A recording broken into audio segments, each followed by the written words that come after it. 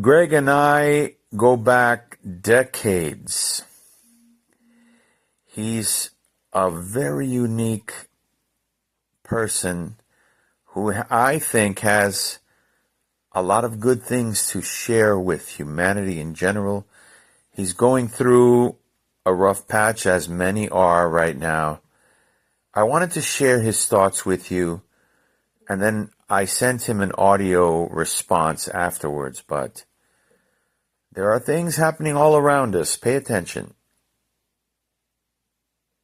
Good afternoon. Today is Saturday, January the 18th. It's probably around 4:15 in the afternoon, Pacific Standard Time. I'm coming to you live from my shuttlecraft in orbit. General Kane sends his regards. I wanted to kind of speak very seriously to you today. We have a huge crisis going on in our state of California.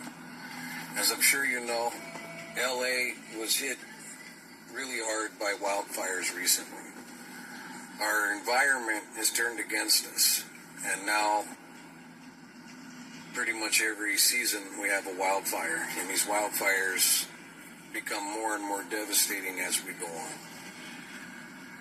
On top of that, we have another crisis in our state, and that is the rising cost of shelter and homes.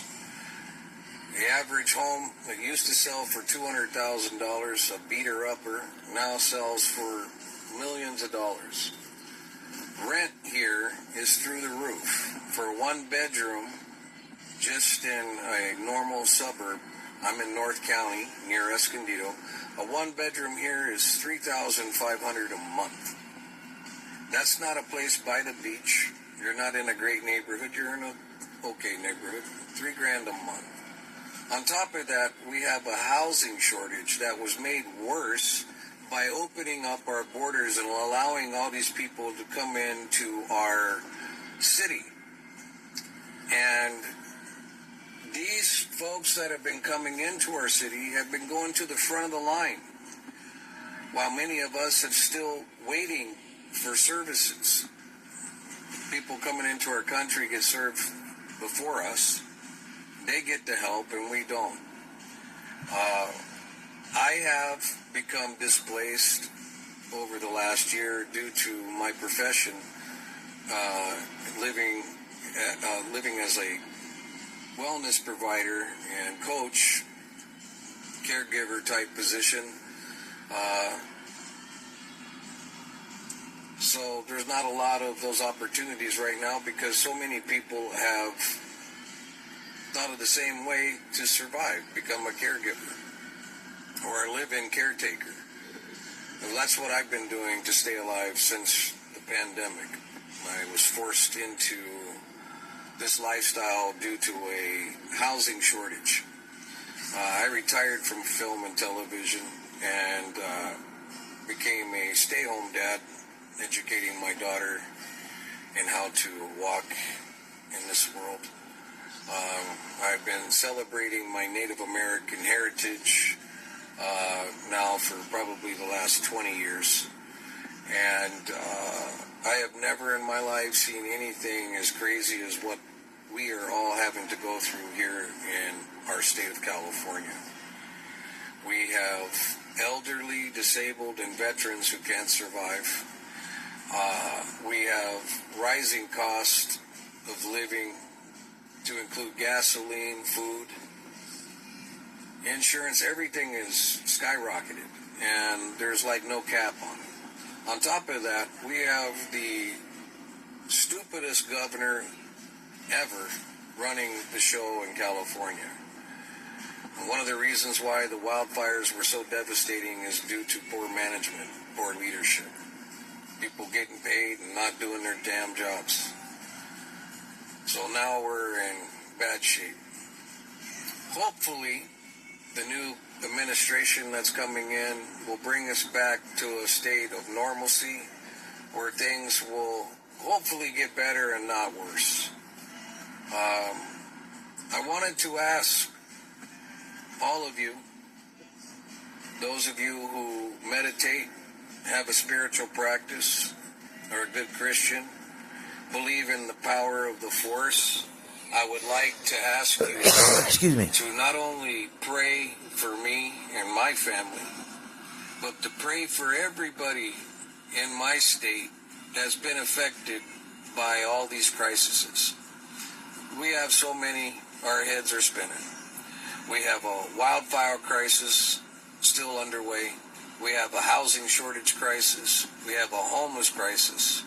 And here in San Diego, our leadership couldn't come up with any answers or solutions. So they criminalized homelessness. That's right. If you're homeless, you're a criminal. At least in my city, you are. On top of that, they banned you living in tents. You cannot live in a tent or a cardboard box or any homemade shelter. You cannot form an encampment. They'll tear it down. January 1st of 2025, our elected officials and leaders have now decided to ticket you if you're living in your vehicle. Different cities and suburbs have different rules. I know in Escondido that now they are ticketing you if you're living in your car. I've had to move to a different suburb that's more relaxed and not as militant and, imperialistic by enforcing all these laws. I can honestly tell you that we are living in biblical times. Long ago, in all world religions have spoke of bright chariots of light coming down and landing and imparting knowledge. Well, folks, that is a fact. And these people are back again imparting knowledge to our citizens. Wasn't too long ago, about a decade or so, these people brought knowledge, brought advancements that were supposed to help the whole world. And our leaders kept this information to themselves and did not share it with the people of Earth. They broke the treaty and they broke the agreement that was made long ago. These things have now come to a head because our planet is in very, very dire straits. We have catastrophic weather now. We have so much hate and anger in our world now, more than there ever has been before. It's affected the frequency of our planet, sending out kind of a beacon to the systems around Earth. So now they all know we're getting close to blowing ourselves up. So our neighbors on off-world planets who've been visiting Earth are now forced to make themselves known. In the coming year, you will all experience some amazing things that are going to transform our planet. They're already in place. Are you willing to accept a united federation of planets, very much like you've seen in Star Trek? It's already out there, and it will be known very soon. It will open up intergalactic trade. We'll be able to go out in space, visit other worlds, just like in Star Trek. But before that can happen, things have to be set into place. We cannot go into the forest anymore clenching a fist. We cannot come to the banquet table in peace and harmony with a fist. We must relax our grip, relax, and go into a state of calm and peace, love, and understanding, so that we may be able to work together, so we may be able to take our place amongst the stars once again. So with that being said, I'd like all of you who understand the words coming out of my mouth, You understand what it is I'm talking about here. To collectively start tonight at around 8 p.m., light a candle and place it somewhere where you can see it. And every time you see it, think of me and many others that have become displaced, who've become part of the ranks of the homeless. They need help. We all do. Yes, Father. And prayer is one thing that all of you can afford to give. It costs absolutely nothing except for maybe the candle purchase. I would ask that you burn this candle and see us all united together, coming together, all races, all nationalities, young, old, and disabled, coming together in peace and harmony. No matter what your religious views are, come to the table with non-judgment, with love in your heart, so that we can take our rightful place among the stars. That's where we're headed back to, but we cannot go into space with nuclear weapons and a clenched fist. We have got to go another way. So join me tonight at 8 o'clock Pacific Standard Time by burning a candle for peace, love, and unity, and for compassion amongst all nations, to lift up each other together as we all rise together in peace and unity and love.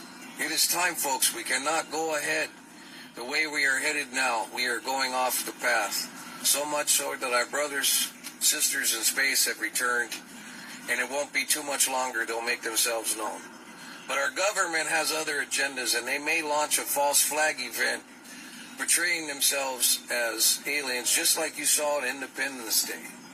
If that should happen, a lot of you will be deceived into believing that these peaceful races that have been here since the dawn of man, since the age of man in recorded history, every world religion has spoken of it. And that time now is joining the past and our future, and the veil is going to be lifted so all can see. So begin the process with open arms. Burning a candle is the simplest thing you can do to connect to the worldwide web of consciousness that all beings share.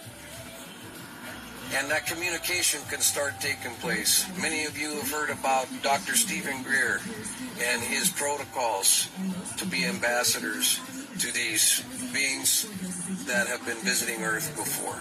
I can honestly tell you, you do not need them. Although they can help if you can't do it any other way. They will help you connect.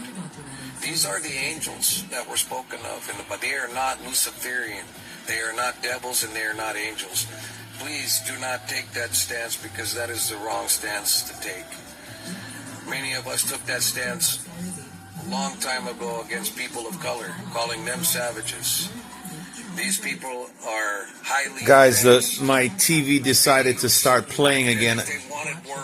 I am going to turn it off, so I beg your pardon for 1 second.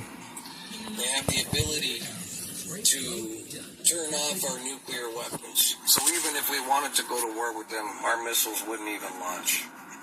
So again, we're entering a new era, a golden age. This here is being shared with you not as a complete endorsement, but for you all to reflect upon. Together with our terrestrial families that reside out there in the heavens. I hope you will join me, because this is the time, and that time is now, to stand together, to lift each other up. Every one of you knows somebody who's hurting, and you can help by just being a good friend and a good human. Sometimes all it takes is an ear to just sit and talk. That's free. You don't have to spend any money. For those of you that can do more than that, that's awesome. That's great. I applaud you and encourage you to do so. And that's all I have to say. I don't get on here much, especially to go live like this. but I have never seen so many people suffering on so many levels. And we need each other, and we're only going to get through this together. So with that, blessings to all of you. May the Great Spirit God protect and watch over you always. Namaste, and be safe out there. We're only going to get through this together.